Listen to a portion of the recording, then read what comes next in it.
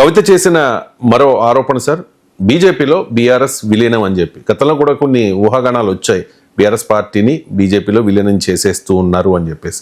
ఇప్పుడు కవితే కామెంట్ చేశారు, బీజేపీలో బీఆర్ఎస్ విలీనం జరుగుతుందా సార్? జరుగుతుందా లేదా అనేది మనం బయట ఉండి సాధికారికంగా చెప్పలేము. మరి లోపలే ఇప్పటి వరకు ఉన్న కవిత చెప్తోంది విలీనం జరుగుతుంది అని. అంతకుముందు బీజేపీ పైన 2 నిమిషాలు కేసీఆర్ ఎందుకు మాట్లాడారని కూడా రైజ్ చేసింది. సో ఆమె ఎవరైనా అనుకోవచ్చు పర్సనల్ అంశమా ఇది, ఎందుకంటే ఆమెను ఈడీ కేసులు, ఢిల్లీ లిక్కర్ స్కామ్లో ఆమెను జైల్లో పెట్టారు కనుక సహజంగా ఎవరమైనా మనమైనా మనకు ఒక వ్యవస్థ నుంచి, ఒక వ్యక్తి నుంచి మనం సఫర్ అయినప్పుడు ఎంతో కొంత ప్రతీకార వాంఛ ఉంటుంది. సో అందువల్ల కవితకు ఆ ప్రతీకారం నా పైన పెట్టారు అని అనిపించవచ్చు కూడా. కానీ but she is raising a very important political question. BJP BRS సంబంధాలు ఏ రకంగా ఉంటాయని.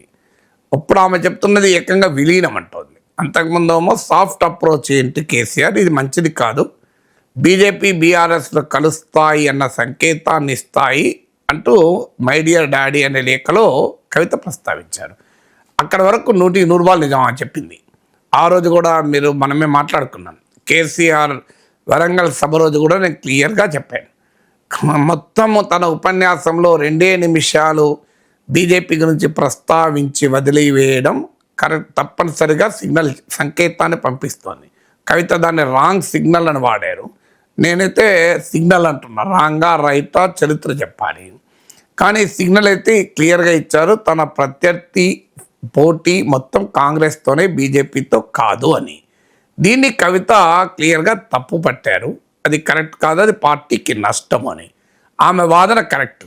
ఎందుకు కరెక్ట్ అంటే మనకు అసెంబ్లీ ఎన్నికల సమయంలో జరిగింది అదే కదా. బీఆర్ఎస్ బీజేపీ ఒక్కటే అన్న భావన బీఆర్ఎస్ ఎంత దెబ్బతీసిందో తెలియదు, కానీ బీజేపీని అయితే బాగా దెబ్బతీసింది. అందులో లోక్సభ ఎన్నికల ఫలితాలు చూశాక బీఆర్ఎస్ బీజేపీ ఒక్కటే అన్న భావన వస్తే బీఆర్ఎస్కి ఎందుకు ఓట్ వేయాలి? ఇప్పుడు జరిగింది అదే. Captaincy is about making right decision whether on the field और ऑफ द फील्ड. इसलिए मैं कंट्री डिलाइट पर भरोसा करता हूँ. They deliver 100% pure buffalo milk to my doorstep by 7 AM. Don't just enjoy our matches. Enjoy village fresh buffalo milk too. Download the Country Delight app. మీకు 37% assembly ఎన్నికల్లో BRS coat వస్తే లోక్సభ ఎన్నికలకు వచ్చే వరకు విత్ ఇన్ మంత్స్ 17% పడిపోయింది, 17% పడిపోయింది. 20% ఓటింగ్ను BRS కోల్పోయింది. 20% voting ఎవరికి పోయింది? కాంగ్రెస్కు పోలే. కాంగ్రెస్కి అసెంబ్లీ ఎన్నికల్లోనూ లోక్సభ ఎన్నికల్లోనూ అదే 40% ఓటింగ్ వచ్చింది. ఆ లాభం అంతా బీజేపీ లాక్కెళ్ళింది. బీజేపీ ఓటింగ్ అసెంబ్లీ ఎన్నికల్లో 14% ఉంటే లోక్సభ ఎన్నికల్లో 35%కి పెరిగింది.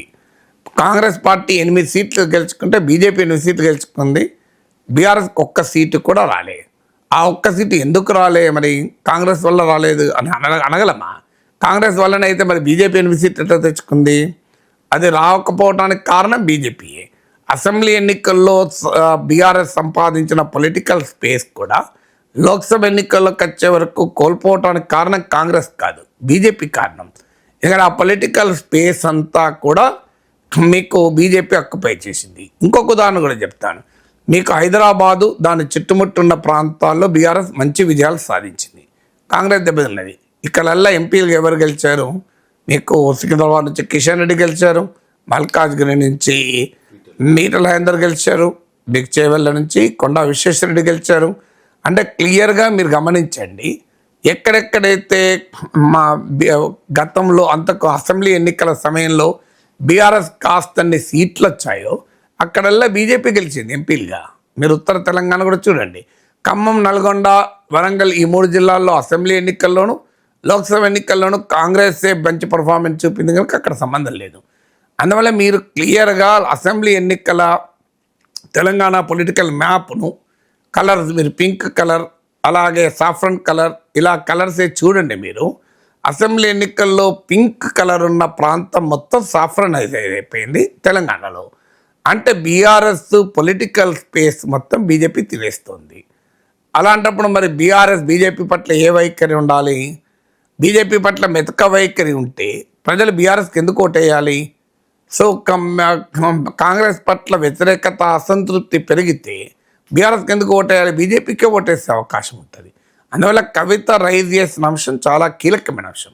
ఆమె సాఫ్ట్ అప్రోచ్ అని మొదటి లెటర్లో, మై డియర్ డాడీ లెటర్లో రైజ్ చేశారు. ఇప్పుడు చిట్ చాట్లో మరి చిట్ చాట్ ఇది, ఆ చిట్ చాట్లో మనం లేం గనక ఆ చిట్ చాట్ మనకేంటో తెలియదు, దానికి ఏంటంటే బైట్స్ ఉండవు. చిట్ చాట్ అంటే ప్రజలకు అర్థమయ్యడానికి కొంతమంది విలేకరులతో కూర్చొని మంచి మాట్లాడుకోవడం. రాజకీయ నాయకులు వ్యూహాత్మకంగా ఈ చిట్ చాట్ చేస్తూ ఉంటారు.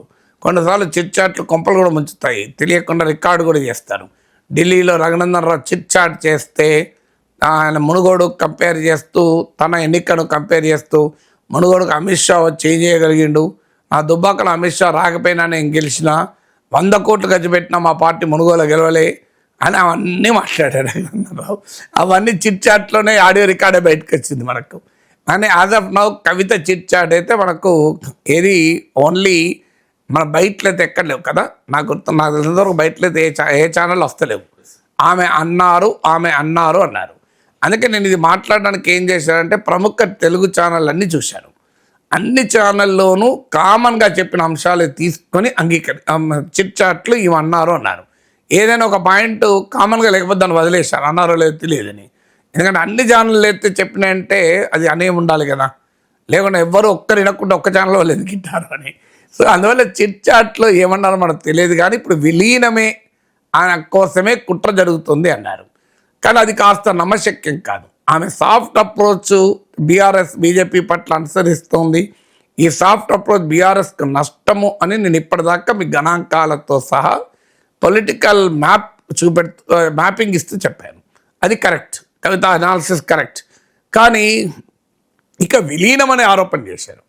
విలీనం నిజంగానే బీజేపీలో తీసుకెళ్లి బీఆర్ఎస్ను కలుపుతారా? కేసీఆర్ అంత రాజకీయంగా కేటీఆర్లు తమ ఉనికిని కోల్పోతారా? పవన్ కళ్యాణే పార్టీని అంటే కలపలేము మనము. పవన్ కళ్యాణ్తో కంపేర్ చేస్తే బీఆర్ఎస్కు చరిత్ర ఉంది, కార్యకర్తలు ఉన్నారు, నిర్మాణం ఉంది. జనసేనకుతో పోలిస్తే వాస్తవంగా విజయాలు సాధించిన చరిత్ర ఉంది, 10 సంవత్సరాల పాటు పాలించిన చరిత్ర ఉంది.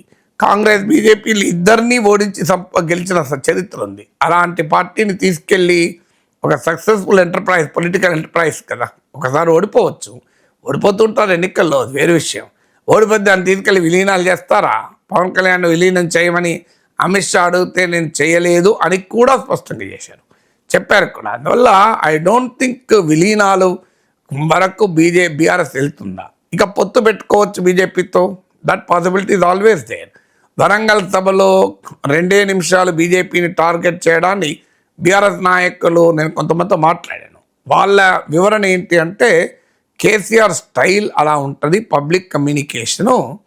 కేసీఆర్ ఒక మీటింగ్ ద్వారా కలగాబులగం చేయడు, గందరగోళం చేయడు, ఆగమాగం చేయడు. ఆయన భాషలో చెప్పాలంటే 10 మాటలు చెప్పి ఏం చెప్పదలుచుకున్నాడో తెలియకుండా ఆగమాగం చేయడైనా ఆయన ఒక సమయంలో ఒక పాయింట్ చెప్తాడు.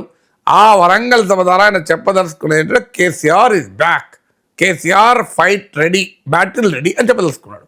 ఇక దానికి అంతకన్నా ఇంకెందుకు చెప్తాడో అని అన్నారు. కానీ అది నిజం కాదు. Battle ready, okay, KCR ready to fight with whom అనేది కూడా ఇంపార్టెంట్ కదా. సో అందువల్ల క్లియర్గా బీజేపీ పట్ల మెతక వైఖరి అనుసరించాలని వ్యూహాత్మకంగా పార్టీ తీసుకున్న నిర్ణయం. అయితే కవిత కేటీఆర్ పైన కోపం ఉంది కనుక దాన్ని కుట్ర అంటోంది. ఆ కుట్ర కేటీఆర్ చేస్తున్నాడన్న మీనింగ్ వస్తుంది. ఆ నిర్ణయం కేసీఆర్దే కదా. కేసీఆర్ నోట్లకెళ్ళి ఏ మాటలు రావాలని కేటీఆర్ డిసైడ్ చేస్తాడా? కేసీఆర్ స్వభావం తెలిసిన ఎవరు అంగీకరించదు. అలాంటిది కేసీఆర్ స్వభావం కూతురుకు కవిత కన్నా మనకెక్కువ తెలుసా? కవిత లేకుండా ఉంటుందా? అందువల్ల కేసీఆర్ నిర్ణయం అది. అయితే ఆమె కేసీఆర్ని అనదలుచుకోలేదు కనుక అన్నిటికీ కేటీఆర్ అంటుంది. ఇప్పుడు దానికి కేటీఆర్ పైన ఆమె టార్గెట్ చేస్తుంది. కానీ that is the KCR decision, బీజేపీని ఇగ్నోర్ చేయాలని. ఎందుకు భవిష్యత్తులో కలిస్తే కలవచ్చేమో లోక్సభ ఎన్నికల్లో.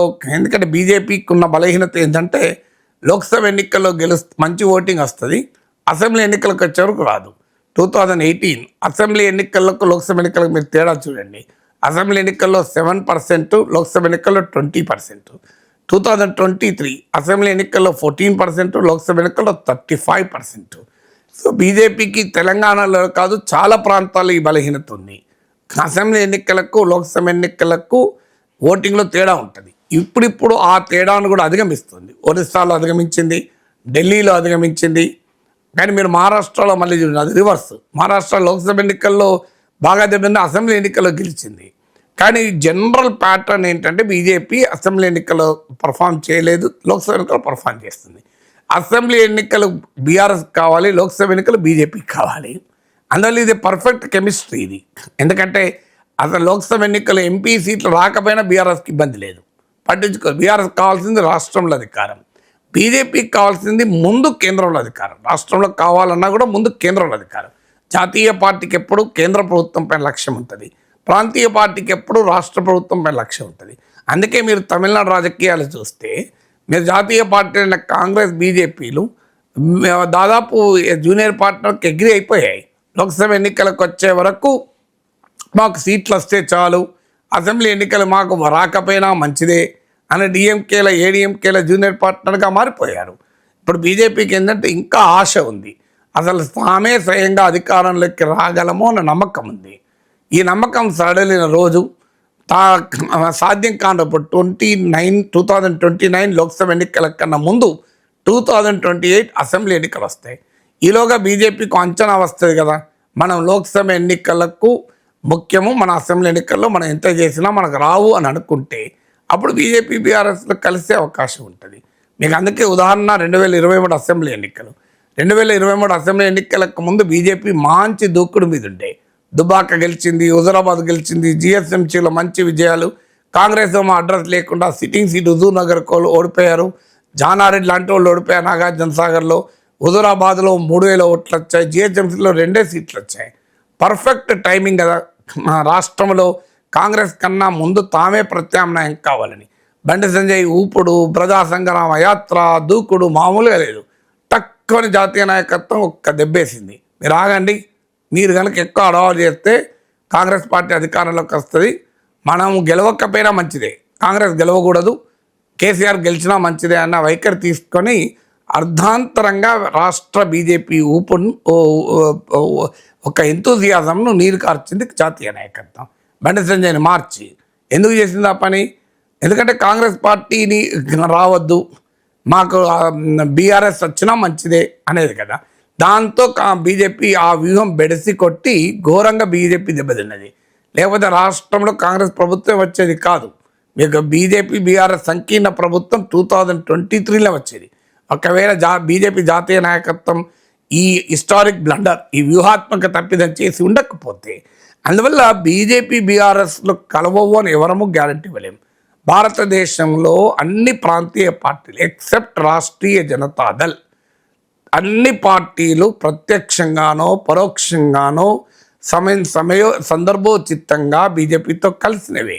వైఎస్ఆర్ కాంగ్రెస్, బీఆర్ఎస్, బిజు జనతాదళ్, ఈ 3 ఎక్సెప్షన్స్. కానీ ఈ ఎక్సెప్షన్స్ కూడా పరోక్షంగా బీజేపీకి అనుకూలంగా ఉన్నవే. మనం మర్చిపోయాం, ఆ 2019 కన్నా ముందు అవిశ్వాస తీర్మానం తెలుగుదేశం వైసీపీలు లోక్సభలో ప్రవేశపెడితే ఆ అవిశ్వాస తీర్మానం చర్చకు కూడా రాకుండా అడ్డుపడ్డ 2 పార్టీలు ఏడీఎంకే, బీఆర్ఎస్. ఎందుకు అడ్డుపడ్డా? బీజేపీ కోసమే కదా. ఏడీఎంకే తర్వాత ఆ నష్టం జరుగుతుందని గమనించి బీఆర్ఎస్ వెనక్కు తగ్గింది, ఏడీఎంకే ఆ పాత్ర పోషించింది కదా. అందువల్ల బీఆర్ఎస్ మీకు 2015లో కవిత అన్న స్టేట్మెంట్, మోడీ ఆహ్వానిస్తే కేంద్ర క్యాబినెట్లో చేరటానికి మేము సిద్ధమే అన్న స్టేట్మెంట్ మర్చిపోయామా మనం. అందువల్ల బీజేపీ బీఆర్ఎస్ కలవదు, ఎట్టి పరిస్థితుల్లో ఎవరూ చెప్పలేరు. అది సందర్భం వచ్చినప్పుడు పీడీపీ జమ్మూ కాశ్మీర్లో పీడీపీతోనే కలిసినప్పుడు బీఆర్ఎస్తో కలదని అంటారు. అసలు భారతదేశంలో ఏ ప్రాంతీయ పార్టీతో బీజేపీ కలవలేదు.